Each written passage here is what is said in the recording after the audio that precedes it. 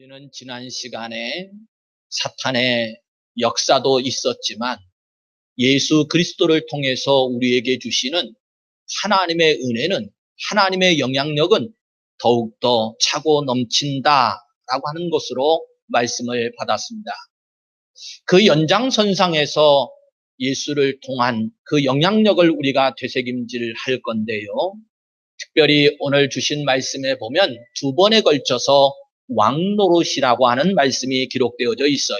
물론 전체적으로는 12절부터 21절까지 주어진 이 문단 속에 5번에 걸쳐서 강조해 가면서 왕노릇이라고 하는 말씀이 나오는데, 사실 한쪽에서 왕노릇한 것이 아니고 대비되어져서 사탄의 진영에서도 왕노릇이 있고 또 예수 그리스도를 통한 진영에서도 왕노릇이 있다. 그래서 누가 왕노릇하는가를 대비시켜서 말씀을 주고 있습니다.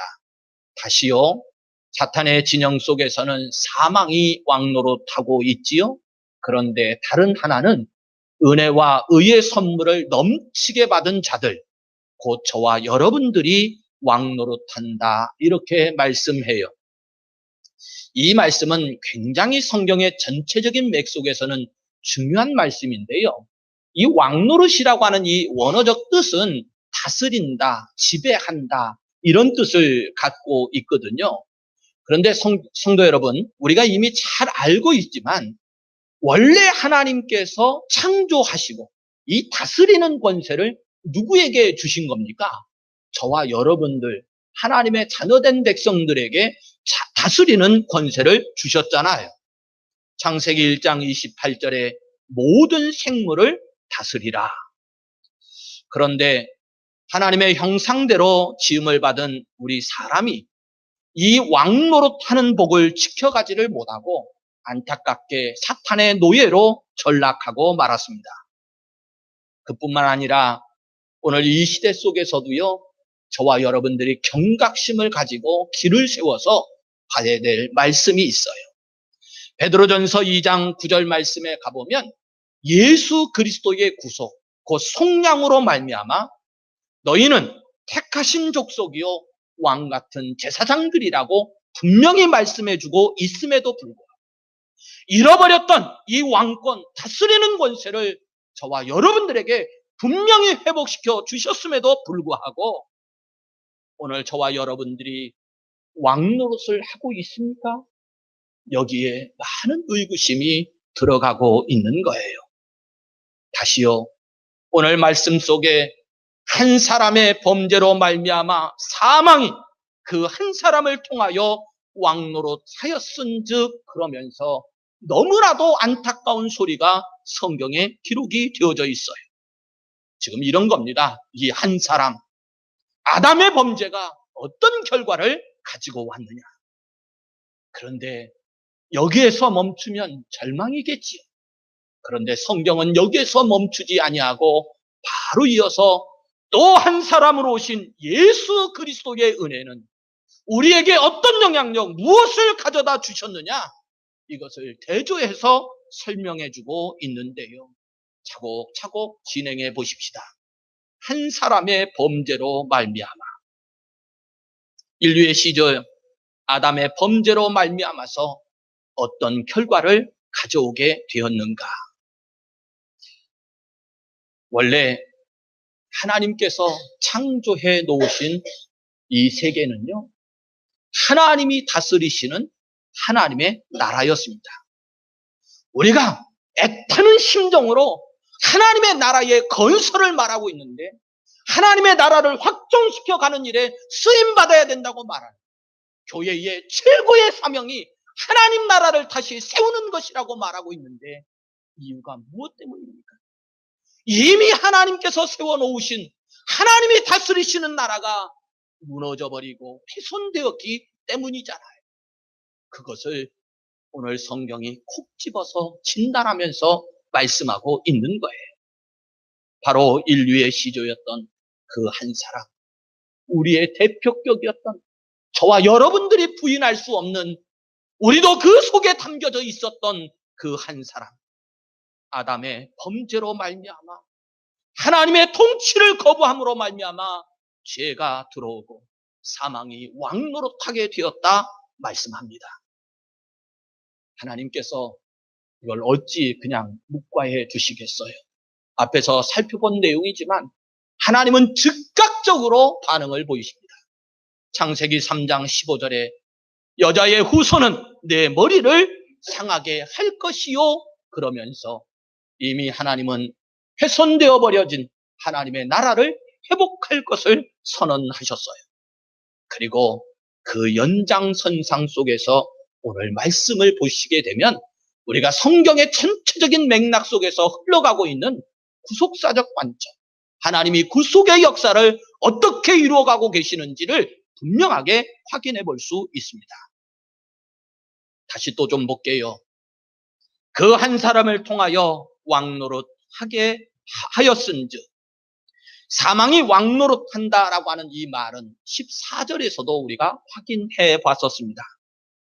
아담의 범죄와 같은 죄를 짓지 아니한 자들까지도 사망이 왕노릇하였나니 이렇게 말씀했어요. 히브리서 2장 14절에서는 죽음의 세력을 잡은 자 마귀가 지배하고 있다고 기록해 놓고 있습니다. 모든 사람이 죽음 앞에 굴복당하게 되었다 말하고 있지요. 제가 여러분들에게 진물 겸 예를 들었던 내용이 있습니다. 죄라고 하는 이 개념을 원죄의 개념에서 설명을 드렸던 적이 있는데요. 태어나자마자 이 세상에, 아니 엄마 뱃속에서 빛을 보지도 못한 이 아이가 죽었는데 이 아이는 누구의 죄 때문이었습니까? 그에게 과연 죄가 있다고 우리의 관점 속에서는 말할 수 있는 것이었느냐, 그런 말이에요. 아니었지요. 결국은 죄 때문입니다. 이 사망이 들어와서 우리 생각에 아직 죄를 알지도 못할 그 피덩이 어린 생명이 죽음의 문제를 만난 것도 다른 이유가 아니고 이미 원죄 속에 담겨져 있는 이 죄 문제로 인한 결과라고 말씀을 드렸어요. 성도 여러분, 가벼워 보이십니까? 아니에요. 이 사망이 지배하고 있다라고 하는 이 말씀이 우리에게는 처참하게 우리의 심령이 무너지고 두렵고 떨리는 말씀으로 받아야 돼요. 이 말씀이 철저하게 깨달아졌을 때 우리는 예수 십자가를 바라보는 그 눈이, 우리의 심령이 더욱더 사모함을 더할 수 있는 거예요. 예수님께서는 사탄에 대해서 요한복음 12장 31절에 이 세상 임금이라 이렇게 표현을 하시면서 결론은 쫓겨날 것이다. 사탄의 역사가 길지 않다. 하나님의 계획 속에 반드시 사탄의 역사, 그가 지배하고 다스리는 이 세상 임금 노릇은 결국 끝나게 될 것이다를 선언해요. 그리고 히브리서 2장 14절에서 15절에서는 예수님께서 그리스도로 육신의 옷을 입으시고 이 땅에 오신 목적을 분명하게 밝히고 계신데, 죽음을 통하여 죽음의 세력을 잡은 자 곧 마귀를 멸하시며 또 죽기를 무서워함으로 한평생 매여 종노릇하는 모든 자들을 놓아주려 하심이니. 아멘. 예수님께서 이 땅에 오신 목적을 바로 우리가 무너뜨려 버렸던 하나님의 나라를 회복시키고 우리의 범죄함으로 말미암아 사망이 다스려서 노예 생활, 두려워하는 이 삶 속에 있는 저와 여러분들을 해방시켜 주시고 하나님의 나라를 회복시키시기 위해서 예수님이 이 땅에 오셨다는 것입니다. 이렇게 한 사람 아담의 범죄는 사탄이 사망 안에서 왕노릇하는 결과를 가져왔습니다. 그렇다면 한 사람 예수 그리스도로 말미암은 은혜는 어떤 결과를 가지고 왔는가? 사실은 오늘 성경의 강조점이 여기에 있는 겁니다. 오늘 17절을 읽었는데 그 뒷부분에 가보면 더욱 은혜와 의의 선물을 넘치게 받는 자들은 한 번 예수 그리스도를 통하여 생명 안에서 왕노릇 하리로다 말씀하고 있습니다. 이런 겁니다. 왕노릇하던 지배자가 바뀌게 되었다는 거예요. 이제는 더 이상 사탄이 아니고 예수 그리스도를 통해서 지배자가 바뀌게 되었는데, 성도 여러분, 오늘 성경은 정말로 유의해서 잘 보셔야 합니다. 누구로 바뀌게 되었는가를 말씀해요. 일반적으로 성경을 그저 가벼이 지나치다 보면 이 부분이 왜곡될 수 있습니다. 우리가 일반적으로 예상하기로는 예수 그리스도께서 왕노릇 하신다, 이렇게 말씀할 것으로 여겨지잖아요. 그 대답이 틀렸다는 건 아닙니다. 그 대답이 맞습니다. 그 점을 21절에 가서 함께 나누게 될 것인데, 그런데 오늘 이 17절에 있는 말씀은 주목하셔야 돼요. 예수 그리스도께서 왕노릇하리로다가 아니고 오늘 은혜와 의의 선물을 넘치게 받은 자들이 왕노릇하리로다 말씀합니다. 은혜와 의의 선물을 넘치게 받은 자들, 도대체 누구입니까? 바로 예수 그리스도를 믿음으로 말미암아 의롭다함을 받은 그리스도인들, 저와 여러분들입니다. 베드로전서 2장 9절에 저와 여러분들을 뭐라고 그랬다고 그랬죠? 왕 같은 제사장들이라 말했습니다.